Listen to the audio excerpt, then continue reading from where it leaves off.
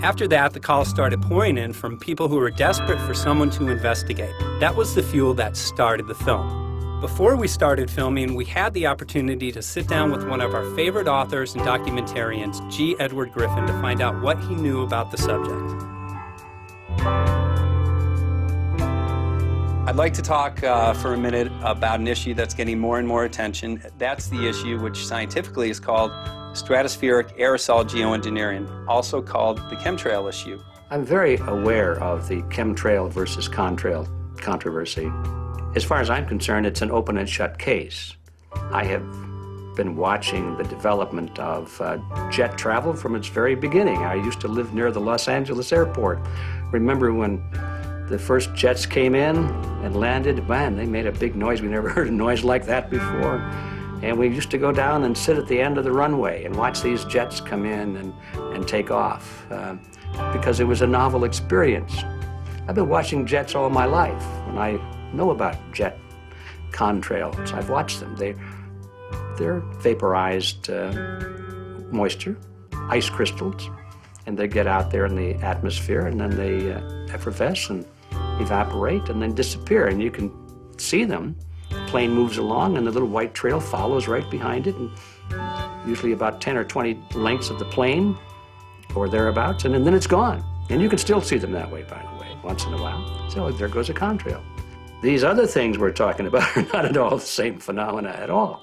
These planes go by and they billow out this white smoke, and it covers the sky from horizon to horizon. It doesn't dissipate at all. And they crisscross each other. And you see this thing cover the sky and turn it milky, and then people start having trouble breathing, and then you hear stories about the aluminum and barium deposits that they're picking up and the residue. And you put it all together, and I don't see how anybody who's got their eyes open and their mind open can come to any other conclusion but that somebody is spending a lot of money and effort to spray the planet. The question is, why? I have my own theories, but I hope that there will be some good investigative reporters go out there and get us the answer. I know that whenever it's finally discovered, and it will be, the people who are doing it will undoubtedly say, oh, well, we did it for you folks. It's for the greater good of the greater number. It's for the society. It's probably to prevent global warming, or maybe it's to inoculate people against some kind of a dreaded biological attack. We can't go around shooting everybody in the arm, but we can spray them and save their lives. You see how good we are? We're doing it for the benefit of society. I know they're going to, whatever it is, they're going to say it was for your good or mine. Think if we had the ability to steer hurricanes, and the hurricane was going to slam into New Orleans.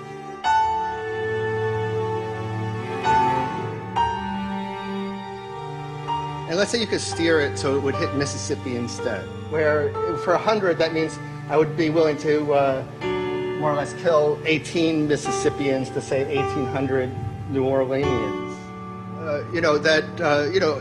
And if you do that knowingly, are you murdering those 100 people? And there's all kinds of equity issues there. Now, also, we might be wrong about our steering, and if we didn't do the research right, maybe our steering would intensify Katrina and even kill more people in New Orleans. And so this question of how do you develop the confidence to know that your intervention will reduce overall damage, and then how do you deal with the understanding that you might be damaging some people who wouldn't have been damaged before while saving people overall? The spraying appears to be mostly in NATO countries. I've seen it here in the United States, I've seen it in England, I've seen it in Scotland, I've seen it in Canada, and I've had reports from people who live in France. There's a grouping, there's a political grouping here of some sort. It's international in scope. It's not just an American phenomenon, it's international. And anybody that wants to investigate that, I think, has to take that fact into consideration. They're going to find a political grouping and a political motive here. But in my humble opinion, it's not in your good or mine at all. I don't know what it is, but we'll soon find out.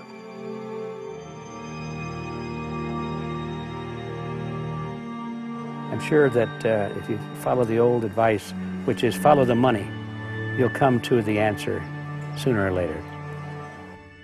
Soon, we realized that we all shared the same need to get this information out there, to share with the public, to let people know what is being done. Ed felt so passionately about the issue, he offered to help us. Well, the main thing now, since it looks like the budget is going to be met, is to get it done well. We don't come off the tree knowing any answers at all. Yeah, we're not scientists. We're just asking questions, exactly. And we've got to be very skeptical about the answers. That's it's totally accurate, totally honest. Why can't people see this? They're not hearing it. They don't know. The facts are not being presented to them. We're very lucky, you know that? Look at this opportunity that's being dumped on us. I know. Opportunity. This is going to this is going to be a battle. I know that. A challenge and a battle, but I mean, why are we here if it's not for that? We're going to a short break with DJ Foxy. Can't go to get hold of tomorrow, so it's going to be you for the moment. I'll call him again. So. Sounds good. I saw the sky crisscross with chemtrails, and I can't remember if it was in LA or if I was on the road, but I had looked up one day, and I thought, look at that. That's not the flight path, man. That was a grid, a regular grid over the city, and I couldn't believe my eyes. Milky white clouds. And, you know, it all seems very obvious. And now the evidence of what we have on the ground with the aluminum, the barium, strontium, and with what we see in the patents and what the geoengineers say are going to happen, I mean, for the everyday Joe, this is a slam dunk. This is a very delicate moment for the powers that be because they're taking a covered-up operation like the tropospheric aerosol program or chemtrails, Project Icarus, whatever. It's had many names over the years. And they're making it overt into a geoengineering scientific shield to deflect sunlight because global warming's out of hand. So at this very moment, the belly of the beast is right above us with no armor.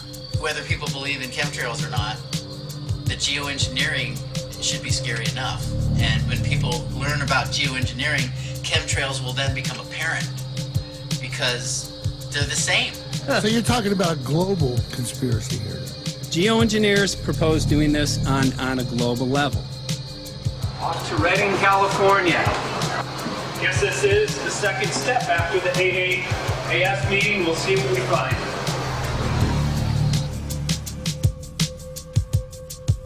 Right here in Northern California at Dana Wigington's house. He owns over 2,000 acres overlooking Lake Shasta. He told me about some of the challenges that they're having up here. Let's go and talk to Dane. We'll see, you know, what's going on his property. We'll see what he's going through and also what action he's taking based on the test results that he has.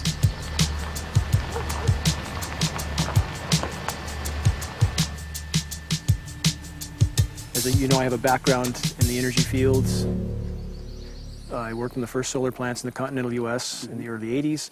My home was on the cover of the world's largest renewable energy magazine, so this is my background. My goal has been to alert the public there is a mountain of toxic material falling on us, period. Before about 5 years ago, our skies were typically blue, and now you see it's covered with lines and haze, and virtually nothing you see on the horizon, nothing you see in the sky above us is a natural cloud. I mean, it is virtually all the remnants of these aircraft lines that you see fanning out, spreading into clouds, artificial clouds, but the sky is a very dirty look to it. There's not the white cloud blue sky that we had only a few years ago, but it looks like there's some sort of massive industrial activity or forest fires burning over there, and we see that typically every night. You see even down to ground level, the clarity drops off significantly, and we don't see that except for the days when we have these long, lingering trails that spread and cover the whole sky, and on certain days you can see these trails actually dropping vertically like a veil. We assume the particulates are descending, and we have the test to prove that we are being inundated with levels of aluminum and particulates that are literally tens of thousands of times what would already be considered high. So we're not talking about exposure to a slight percentage higher of these toxic materials. We're talking about quantities, for example, off the side of Mount Shasta. If you can pan back That's a landmark in Northern California, considered to be a pristine water source. Aluminum or snow sample off the side of Mount Shasta tested 61,000 parts per billion. This is just ordinary snow water, and people are drinking this stuff when they're hiking on the mountain. And remember, government action is required at 1,000. This is 61 times over the government limit, and our hikers are drinking this poisonous water on Mount Shasta Mountain itself. Barium, 83. Strontium, 383. So this summer, the people climbing are drinking poison. Basically. I certainly wouldn't want to drink 61,000 micrograms per liter of aluminum. And again, we've already seen in 5 years soil pHs in this area that have escalated 10 to 12 times, and we can prove that conclusively. Well, this is not speculation. We can prove conclusively that these metals have been in the rain. We have duplicate samples. Bachelor of Science in Forestry, International School of Forestry at Missoula. Master's in Zoology, specialized in aquatics. 35 years with the U.S. Forest Service as a wildlife biologist. And before that, several years with the USDA Soil Conservation Service as a soil conservationist. Also have run the botany programs, range and grazing programs. And I continue that today. Right now I do a lot of master gardener consultation work. When I started this garden back in about 2005 or so, the pH here was 5.5, 5.6. This is the old soil survey of the county. You can look at the page right here. This is my soil right here. It's a Dietz 125, 126 here at my house. And here, the soil reaction pH should be between 4.5 and 6.0. And over there in the pure mud, it's even a little darker. It's 6.8 right there. And what can this do to plant life and ecosystems?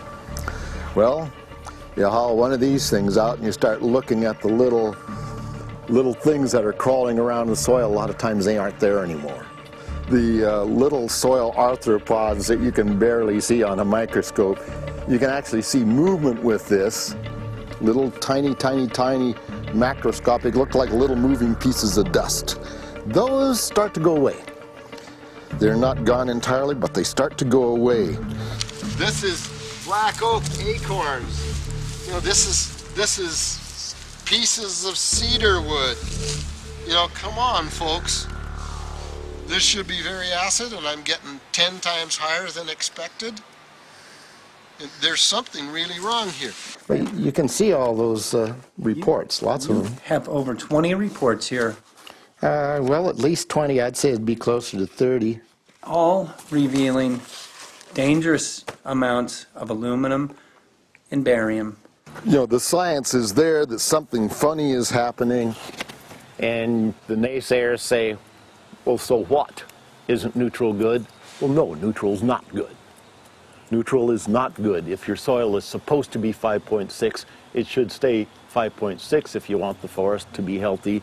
And if you want to grow a good garden, you have to keep your pH around 6.0, 6.5. I think that we just need to wake up and just look at what's happening, because we can't just ignore it, because it's going to get worse and worse if we just keep ignoring it and pushing it away like, oh, that's nothing. There was mason jars, and they were brand new, sterilized, and that's what we catch the rain in. And then there was a HEPA filter that we tested the air with. Okay, so you caught rain and then you basically filtered air. What did you find? Aluminum and barium. Here's another test that's revealing 375,000 parts per million aluminum, barium at 3,090, and strontium at 345. Yeah, that's from a lined pond. With EPDM fish-safe pond liner. There is no chemicals, manufacturing materials at all in that pond liner that's available to the aquatic life. It's designed for that purpose. The well that feeds this pond has been tested and retested. ND, no detectable aluminum, 0. The only other place this pond can receive water is rainfall. We are located on a filtered, forested hilltop, miles and miles and miles away from any industry, highway, and so forth. After several heavy spray days, there was a film that we received form on the surface of the water, and we tested that crust, and it was